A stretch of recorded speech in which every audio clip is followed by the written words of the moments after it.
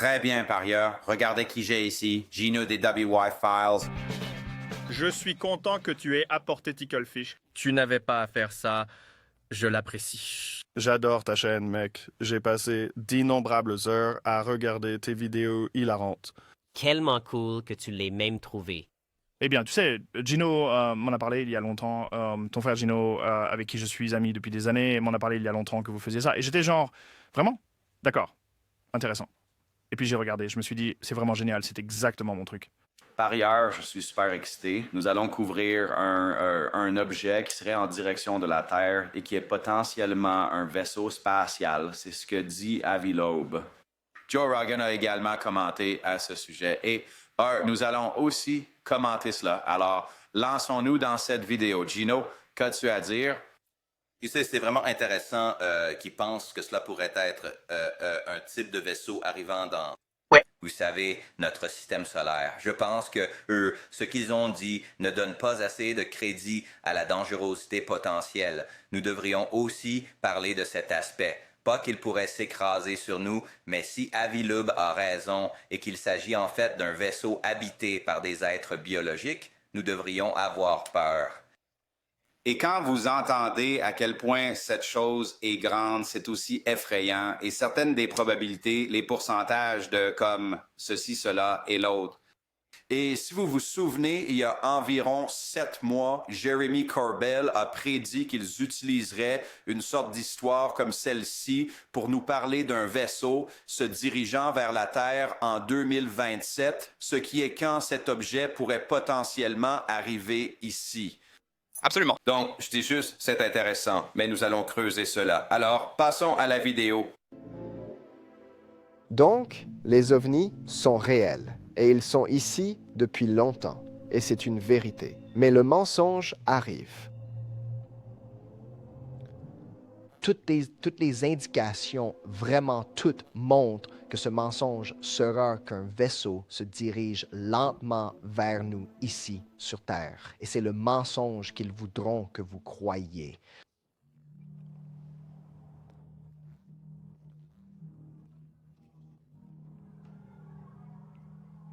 C'est nuancé comment ils expliquent cela, la nature de cette menace, mais c'est à 100% le mensonge qu'on va vous raconter. Ils ont même une date. Les gens chuchotent une date depuis longtemps maintenant. Je sais d'où vient ce mensonge. Je sais précisément quel document des années 70 a initié l'idée de ce mensonge. Un document classifié, c'est le mensonge qu'on vous racontera. On va vous dire qu'il y a un vaisseau en route vers la Terre. C'est le mensonge. Peut-être que je me trompe. J'espère que je me trompe. Je vous ai envoyé 2 messages aujourd'hui avec une année. Pas de mois.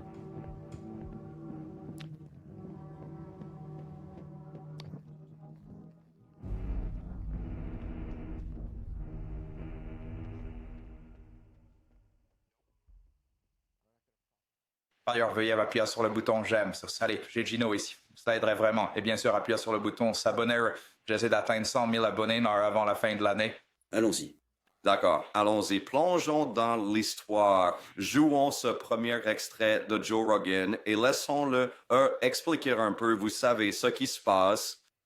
As-tu entendu parler de cet objet qui fonce vers la Terre à environ 130 000 miles à l'heure? Oui, cela pourrait résoudre tous nos problèmes. Un objet intergalactique qui aide. Alias ce type, Avi Loeb, c'est un professeur à Harvard qui pense que cela pourrait être une sonde extraterrestre. Wow. Et il parlait des chances que cette chose soit sur la trajectoire qu'elle est entrant dans notre système solaire sur un chemin direct avec la Terre. Les chances sont extrêmement faibles. Et à l'endroit où cela se produit, c'est quand la Terre est du côté opposé du Soleil. Donc cela vient de derrière le Soleil. Et donc cela rend difficile la détection. Et que cet objet est en ligne directe pour venir sur Terre en 2027. Ont-ils une trajectoire de l'endroit où ça va atterrir? Je ne pense pas qu'ils le sachent totalement encore. Je pense qu'ils essaient de calculer si cela va réellement frapper la Terre, s'approcher de la Terre, passer près de la Terre, ou ce que c'est, vous savez, ce que c'est. D'accord. Pourquoi pense-t-il que c'est un satellite extraterrestre ou autre chose? Eh bien, il y a ce type, Avi Loeb, ce professeur dont je parle, il a aussi fait une analyse d'un autre objet qui est passé près de la Terre il y a quelques années qu'ils ont nommé. Et ils ont dit que cette chose avait un aspect très bizarre, métallique, et qu'ils ne pensaient pas, en se basant sur sa forme et sa façon de voyager, qu'elle était naturelle. Alors, il pensait que cela pourrait aussi être une sorte de vaisseau extraterrestre. Je ne sais pas, c'est trop amusant, c'est trop amusant. Mais à mesure qu'il se rapproche, nous pourrions probablement déchiffrer. Les scientifiques donnent une mise à jour inquiétante sur un mystérieux objet interstellaire traversant notre système solaire, avertissant qu'il est encore plus grand que nous le pensions. Fournit une mise à jour glaçante sur un objet interstellaire mystérieux qui traverse notre système solaire. En utilisant des données de l'observatoire Vera C. Rubin, des experts ont révélé à quel point l'objet surnommé 31 Atlas est vraiment grand. Selon leur analyse, l'objet mesure environ 7 miles de diamètre. Putain, quelle est la taille de New York? Plus grand que le mont Everest. Et en faisant le plus grand objet interstellaire jamais observé. Le professeur Avi Loeb, physicien théoricien et cosmologiste de l'université de Harvard, a suggéré que l'objet pourrait être un vaisseau spatial extraterrestre. Cependant, tout le monde n'est pas convaincu. Chris Lintott, un astronome à l'université Docks, Oxford, a déclaré à Live Science « Toute suggestion qu'il soit artificiel est absurde et absurdité sur échasse ». Il a ajouté que ces affirmations sont une insulte au travail passionnant en cours pour comprendre cet objet. Mais vous savez, Harvard est légitime et Avi Loeb est un astronome légitime. D'accord. Je veux dire, ne rien exclure. Ouais. À mesure qu'il se rapproche. Il y a quelque chose à propos de cela, de la façon dont il voyage, qui est bizarre, qu'il n'a pas de traînée comme le fait une comète. D'accord. Faites défiler un peu vers le haut pour que je puisse voir. Les images de la comète ont en fait été prises par le Vera C. Rubin avant qu'elle ne soit officiellement découverte. Cependant, depuis qu'il a été identifié le 1er juillet, les scientifiques, juste le 1er juillet, il y a peu de temps, les scientifiques ont fouillé les données pour en savoir plus sur l'objet mystérieux. Nouvelle étude publiée sur Air Kitsav, quoi que ce soit. Plus de 200 chercheurs ont confirmé la taille probable du corps principal de la comète, connu sous le nom de noyau. Leur analyse suggère que le noyau est un rayon d'environ 3,5 miles. Cela se traduit par un diamètre ou une largeur d'environ 7 miles. Pour mettre cela en perspective, plus grand que le mont Everest, 2 fois la taille du mont Kilimandjaro. Merde. Haleakala était beaucoup plus petit. Ouais. Alors comment dites-vous ça? Oumuamua, je pense. Oumuamua, découvert en 2017. Il est venu nous en parler. On croyait qu'il mesurait environ 0,2 miles de large. Et la comète Borisov, découverte en 2019, mesurait environ 0,61 km de large. Donc, ce truc est vraiment énorme. Énorme, oui. Ouais. Donc, précédemment, en parlant à Mail Online, le professeur Loeb a souligné que sa vitesse impressionnante de 130 000 miles par heure est une indication qu'il pourrait être contrôlé par des extraterrestres. Il a dit « Il est difficile d'imaginer un processus naturel qui favoriserait une plongée vers le système solaire interne à 60 km par seconde, a-t-il dit. Une alternative est que l'objet cible le système solaire interne par une conception technologique. Oh là là. C'est grand. Oh là là. Eh bien, espérons qu'ils viennent en paix. Mais ça pourrait être la fin de la Terre. Peut-être que c'est genre, ils réalisent, genre, c'est quand l'IA commence à prendre le contrôle et ils pensent que c'est le chaos. Alors, lançons juste, c'est à ce moment-là que ça va arriver. Alors, lançons juste, genre, un truc de 11 km de large sur la Terre et recommençons tout comme les dinosaures. D'accord. Alors, voilà ce clip de Joe. Gino, qu'est-ce que tu penses de ça, de leur analyse? Tu sais, c'est vraiment intéressant. Nous avons mentionné plus tôt dans la vidéo ici qu'Avi Loeb pense que cela pourrait être de la technologie qui arrive. Joe a mentionné, tu sais, à quel point c'était grand. Oui. Aussi grand que le mont Everest. Je ne sais pas. C'est une catastrophe mondiale si ça nous frappe.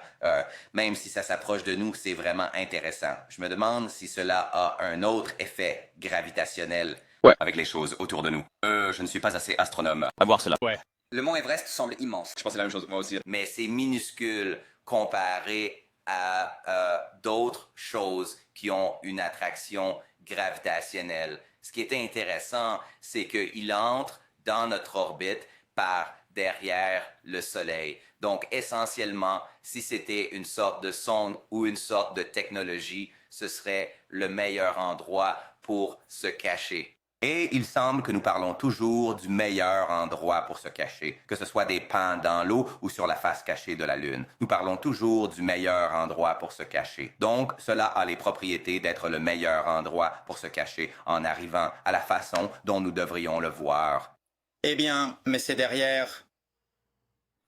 disons que c'est le Soleil, d'accord? Et je suis la Terre et l'objet est derrière. Donc, c'est derrière notre ligne de mire, mais la Terre commence à bouger, d'accord? Donc, à moins que cette chose bouge avec elle, nous ne devrions pas être capables de la voir. Et c'est pourquoi Avilub a dit, dans 1 mois ou 2, nous aurons plus d'informations. Et je pense que le point clé est de définitivement garder un œil là-dessus. Mais bien sûr, les gens vont juste, le rejeter immédiatement. Mais vous savez, mais en même temps, je ne pense pas qu'il y ait assez d'informations pour dire oui, c'est un vaisseau spatial extraterrestre en direction de la Terre. Je ne sais pas. Eh bien, voilà le truc. Je ne veux pas dire non plus, comme je sais que c'est une émission sur les ovnis, mais je dis juste... Avilub, a mentionné la théorie de la forêt sombre. Cependant... Il ne l'a pas vraiment expliqué, ce qui est si... Eh bien, nous n'avons pas encore atteint ce clip. Allez-y. Oui, c'est quoi? Passons ce clip. Le clip d'Avi, ou Avilub. Oui, j'étais co-auteur d'un article avec Adam Ebert et Adam Maycrawl où nous avons dit l'orbite, la trajectoire de cet objet semble être assez remarquable. Il arrive à moins de 5 degrés du plan orbital de la Terre autour du Soleil. Et la probabilité que cela se produise au hasard est de 0,2%. Et de plus, il arrivera le plus près du Soleil lorsque la Terre sera du côté opposé du Soleil. Et de plus, si vous jouez simplement avec le temps d'arrivée de manière aléatoire, vous remarqueriez qu'un seul temps d'arrivée sur 20 000 s'approcherait autant des planètes intérieures comme Jupiter, Mars ou Vénus. Donc, c'est une coïncidence inhabituelle. Et pourquoi une telle trajectoire serait-elle si inhabituelle? Eh bien, une possibilité est qu'elle ait été conçue par une civilisation intelligente. Elle vient aussi vers nous depuis la direction du centre galactique, depuis le centre de la Voie lactée, où il y a beaucoup d'étoiles. Et c'est très difficile de la remarquer, c'est pourquoi nous l'avons découverte si tard. À présent, il nous est impossible de lancer une fusée qui l'intercepterait parce qu'elle se déplacerait par rapport à la Terre. Elle vient dans la direction opposée au mouvement de la Terre autour du Soleil et la vitesse relative serait de 98 km par seconde lorsqu'elle s'approche le plus près du Soleil et c'est 3 fois la vitesse maximale que nous pouvons atteindre avec des fusées chimiques. Et donc, il n'y a aucun moyen pour nous de l'atteindre, de l'intercepter, et peut-être qu'il veut se briser. Vous savez, comme quand nous lançons des fusées et que nous voulons atteindre une très grande vitesse, nous introduisons généralement une poussée près du Soleil et cela vous donne la plus grande vitesse d'impulsion en profitant de l'assistance gravitationnelle du Soleil. Et donc, si cet objet veut faire une manœuvre inverse, c'est-à-dire ralentir et être capturé par le Soleil pour que, si c'est un vaisseau spatial, il puisse nous rendre visite, ce serait le moment où nous ne pouvons pas le voir parce qu'il se cache derrière le Soleil. Et vous savez, cela soulève la possibilité intéressante qu'il pourrait être d'origine technologique. Bien sûr, nous en saurons beaucoup plus dans le mois ou les 2 mois à venir et il se peut que ce ne soit pas technologique. Ce pourrait être juste une comète, mais je pense qu'il est important de considérer la possibilité que tout objet interstellaire entrant dans le système solaire pourrait être technologique.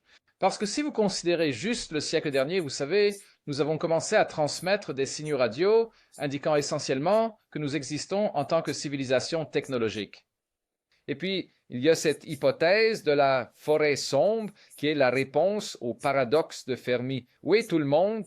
Eh bien, il pourrait être silencieux, attendant de remarquer des choses qui pourraient être une menace pour eux parce qu'ils ont été blessés dans des interactions. Il pourrait donc y avoir beaucoup d'extraterrestres autour et si quelqu'un écoutait nos signaux technologiques, vous savez, il pourrait avoir réalisé qu'il y a ici une jeune civilisation technologique et nous ne voulons pas avoir cette menace. Alors, ils enverraient une mission hostile vers la Terre. Bien sûr, cela peut ne pas être le cas, nous ne savons pas. Mais c'est le genre de menace qui n'est pas souvent envisagé par... D'accord. Maintenant que nous avons passé le clip, qu'en penses-tu? Eh bien, comme je l'ai dit, il a mentionné la forêt sombre, mais il ne l'explique pas vraiment dans cela. Ouais. La théorie de la forêt sombre est que si vous êtes dans une forêt sombre, et que vous n'êtes pas sûr des prédateurs autour de vous, vous n'allumez pas un feu. Vous ne faites pas de bruit. Vous voulez rester caché parce que vous ne savez pas si ces prédateurs vous poursuivent. Vous ne savez pas s'ils sont amicaux ou non. Donc, nous avons peut-être déjà dépassé cette situation que Avi Loeb a mentionnée, car pendant des années, nous avons envoyé des signaux en disant « Eh, nous sommes là, nous sommes là ». Il y a... Donc cela pourrait être quelque chose qui revient. C'est intéressant qu'il ait mentionné Oumuamua qui de 2017, qui encore une fois venait de derrière le soleil, donc nous ne savions pas qu'il venait vers nous et nous avons dû l'observer après qu'il nous ait dépassé et il allait déjà si vite que nous ne pouvions pas le rattraper. Donc, c'est un aspect intéressant. S'ils sont connectés, eh bien, ce serait, vous savez, la connexion la plus incroyable de l'histoire des ovnis. Peine qu'une sonde ait été envoyée ici et qu'à présent, un vaisseau mère géant ou une sonde géante arrive. Maintenant, si c'est juste de la technologie qui arrive, c'est intéressant en soi, mais sinon, quelque chose de la taille de... Le mont Everest, combien de personnes, combien d'êtres pourraient être dans un vaisseau comme ça, ouais? Je veux dire, c'est intéressant que tu penses qu'Oumuamua pourrait avoir été comme une sonde, que ce soit le vaisseau mère qui revient. Tu sais, quand j'ai interviewé Avi Loeb pour la première fois au printemps 2023, et bien sûr, l'histoire d'Oumuamua, il était célèbre pour ça, n'est-ce pas, à ce moment-là, et je lui ai demandé, penses-tu que cet objet... Ou que feriez-vous si cet objet revenait, vous savez? Et il n'avait pas vraiment réfléchi à cette question, vous savez, donc il n'avait pas vraiment de réponse pour moi. Mais je suis curieux de savoir s'il se demande si cela pourrait être Oumuamua ou si c'est revenu ou si c'est lié, comme vous le dites, à Oumuamua, cet objet. C'est intéressant. Maintenant, c'est le 3e ou le 4e objet jamais observé qui était intergalactique. J'ai entendu les 2 versions. Interstellaire.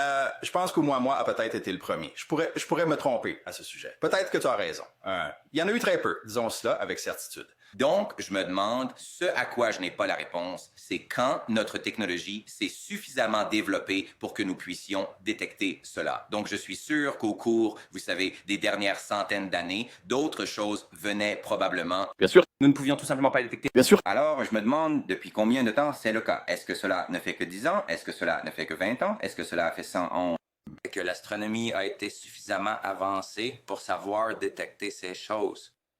Pas très longtemps et très peu de choses, mais comme tu l'as dit, probablement depuis longtemps. Et même peut-être en train de voler autour et nous ne l'avons pas aux confins ou peu importe, n'est-ce pas? Dans notre propre système solaire. Je veux dire, ils trouvent des choses derrière, à la limite extérieure de notre système solaire tout récemment. Ils ont trouvé comme une autre sorte de planète ou quelque chose là-bas. Une planète bizarre, vous savez? C'est comme si nous ne connaissions même pas nos propres océans.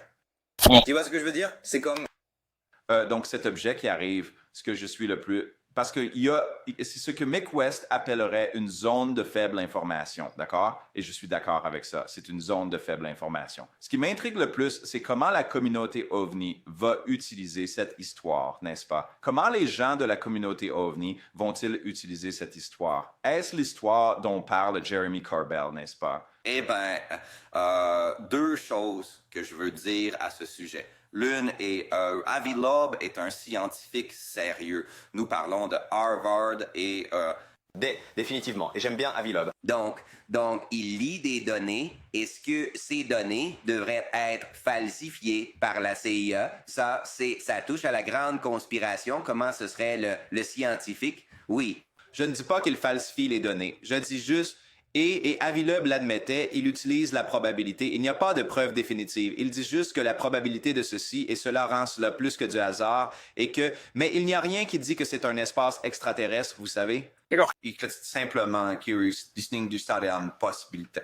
Mais je me demande si les gens vont commencer à dire, sinon c'est confirmé que c'est ça. Je pense que c'est vaisseau spatial. Grand saut à faire, c'est de cela que parlait Jérémy. Je vois ce que tu dis. Juste parce que les données proviennent de scientifiques et ce sont des données tellement nouvelles. Cela dit, je pense que cela pourrait être exploité. C'est ce que je dis. C'est l'histoire de Jérémy qu'ils utilisent pour tirer parti d'une autre histoire, vous voyez, et c'est leur histoire. Est-ce que ça a du sens? Comme il n'y a pas d'autres objets. C'est la chose qu'ils utiliseront pour dire qu'il y a une invasion extraterrestre en 2027. Le problème est que Jeremy en parlait bien avant que les scientifiques ne sachent que cela arrivait. Donc...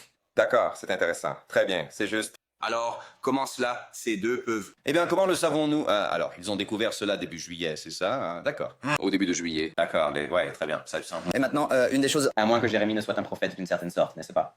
Et il pourrait l'être. Il pourrait être un... Ah oui, je sais pas. Tu sais, donc une autre chose... Oui. Est-ce que c'est la trajectoire qu'il semble prendre? Il semble aussi qu'il va prendre une trajectoire vers d'autres planètes, vers Vénus et Jupiter. Je crois qu'ils ont dit... Je vois ce que tu dis. Mais cet objet arrive, donc nous avons une meilleure vue. D'accord. Eh bien, pas seulement cela, mais il semble qu'il pourrait avoir une meilleure vue si c'est de la technologie. Alors, Je sais tout simplement pas. donc, la façon dont il entre dans notre système solaire, il ne va pas seulement passer près de la Terre, il va aussi passer près d'autres planètes de notre système solaire. Donc, si vous faisiez un type de sonde, si vous cherchiez à recueillir des données, ce serait évidemment ce que vous voudriez. Approchez-vous le plus possible de ces planètes pour obtenir les données. Vous savez, des mécanismes avancés, vous savez, qu'ils ont pour recueillir des données. Pour vraiment capturer cela. Oui, non, c'est un bon point. Oui, je veux dire, à ce stade, vous savez, tout ce que vous pouvez faire, c'est attendre plus d'informations à ce sujet. Est-ce quelque chose qui, vous savez, peut susciter votre intérêt, comme ça a suscité mon intérêt? bien sûr, n'est-ce pas? Comme c'est juste... C'est en attente, n'est-ce pas? Cela m'intéresse, mais je penche vers un phénomène naturel. Bien sûr, oui. Mais aussi, c'est comme ça que commence un film de science-fiction sur les extraterrestres. Absolument. Ils voient ce que je veux dire. Comme ces objets sont probabilités. Et puis ça commence à monter et à devenir élevé, je ne sais pas. Une chose que je n'ai pas comprise dans la science, c'est qu'il disait que cela va 3 fois plus vite que nous pouvons le faire avec des fusées. Ouais. Mais il vient vers nous et ils ont dit, à cause de cela, nous ne pouvons même pas l'atteindre pour l'étudier. Mais une fois qu'il passe le Soleil, comment, s'il vient vers nous, comment se fait-il que nous ne puissions pas envoyer des sondes là-haut pour... Peut-être qu'ils veulent dire maintenant, mais t'as raison. Peut-être plus tard, quand ça se rapproche, nous pourrions... c'est le quai, le sortir maintenant et le lancer. Tu sais, le faire rencontrer, à mi-chemin, c'est... Ou au moins quelque chose de plus proche pour l'étudier. D'accord? Comme si nous... Même si nous ne pouvons pas l'atteindre, mettre les... vous savez, les instruments. Pourquoi ne peuvent-ils pas mettre le James Webb dessus? Je ne sais pas. Je suppose que c'est derrière le soleil. Nous ne pouvons pas le voir, n'est-ce pas? Visuellement, c'est ça, c'est la chose en ce moment. D'accord. D'accord. Et donc, je suppose que si nous avons le S-Soleil au milieu de notre système solaire et que nous tournons autour, donc si nous disons qu'il vient de derrière le Soleil, est-ce qu'il est sur le même plan que notre rotation? Parce qu'il pourrait venir de n'importe où dans l'espace. Alors, sommes-nous? Est-ce que c'est presque parallèle à nous? Oui, il faudrait que ce soit le cas si nous ne pouvons pas le voir. D'accord, c'est ce que j'ai dit. Tu vois ce que je veux dire? Donc, il doit être presque parallèle à... Sur l'axe, ouais. C'est sûr. Si c'est l'axe X, peu importe. Je suppose que c'est... Il a mieux réussi en maths que moi. Je été sorti une fois que nous étions à l'école de conduite. Ouais. Et la loi des contraposés, je ne sais rien à ce sujet. Intéressant. Je ne sais même pas ce que signifie l'axe Y. Ça sonnait juste. Mais oui, je veux dire, je ne sais pas, n'est-ce pas? Je dis juste que si on dit qu'on ne peut pas le voir à cause du soleil, alors ça doit être dans la ligne de mire, la vue, n'est-ce pas? De chaque partie de la Terre qui regarde vers le soleil. Eh bien, il faut aussi garder à l'esprit la taille du soleil par rapport... C'est pourquoi je disais que si je suis la Terre, on me souviens-toi plus tôt, je disais que si nous tournions autour, nous pourrions éventuellement le voir. Mais en ce moment, c'est juste ça, et nous ne pouvons pas le voir parce que le soleil est sur le chemin. Alors, tu sais, nous ne savons pas de quoi nous parlons ici. Cela n'a pas été dessiné. Nous n'avons pas planifié cela. Nous n'avons pas répété cela, clairement. Bon, d'accord, terminons cela. Nous avons duré trop longtemps. Écoute, très rapidement, Gino, avant de partir, lien ci-dessous pour tout cela, allez voir et chercher plus d'informations, bien sûr, comme toujours. Et nous vous tiendrons au courant dès qu'il y aura plus d'informations à ce sujet, mais rien d'éminent, n'est-ce pas? Donc, tout va bien. Mais parlons rapidement, juste pendant quelques minutes, de ce que nous avons fait la semaine dernière. Nous avons filmé pour mon documentaire, mais aussi Gina a filmé des choses pour Afterfile, ici aussi pour les Y-Files, différentes interviews avec des gens. Nous étions partout en Arizona, principalement à Sedona. Nous sommes allés au Bradshaw Ranch, d'accord? Nous avons fait de la vision à distance, nous avons fait toutes sortes de choses, comme plier des cuillères. Lino et moi, nous avons fait de la vision à distance. Nous avons fait beaucoup de choses différentes, n'est-ce pas? Nous avons beaucoup observé le ciel. Nous sommes allés voir des pétroglyphes avec Carl the Crusher hier. Nous allons à des endroits comme...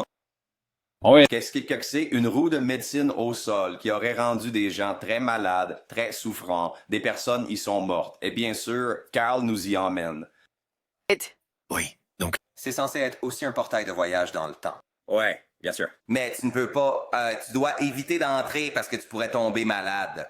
Tu sais, mon désir de voyager dans le temps est là, mais mon désir de tomber malade est, tu sais, je ne veux absolument pas tomber malade. Donc, je ne sais pas si ça va être ma première expérience de voyage dans le temps. Oui, je veux dire, tu sais, je comprends. Oui, nous pourrions voyager dans le temps. J'ai oublié ça. Comment ai-je pu oublier? Donc, beaucoup d'aventures. Nous avons tout enregistré. Nous avons fait beaucoup de choses. Tour de vortex, portail, être, observation du ciel. Nous avons vu des choses dans le ciel. Tout arrive bientôt. Et sur je ne peux rien partager du documentaire avant sa sortie, mais vous savez, nous avons filmé beaucoup de choses formidables. C'est pourquoi je n'ai pas pu publier beaucoup de vidéos. Nous avons été tellement occupés jour et nuit à filmer.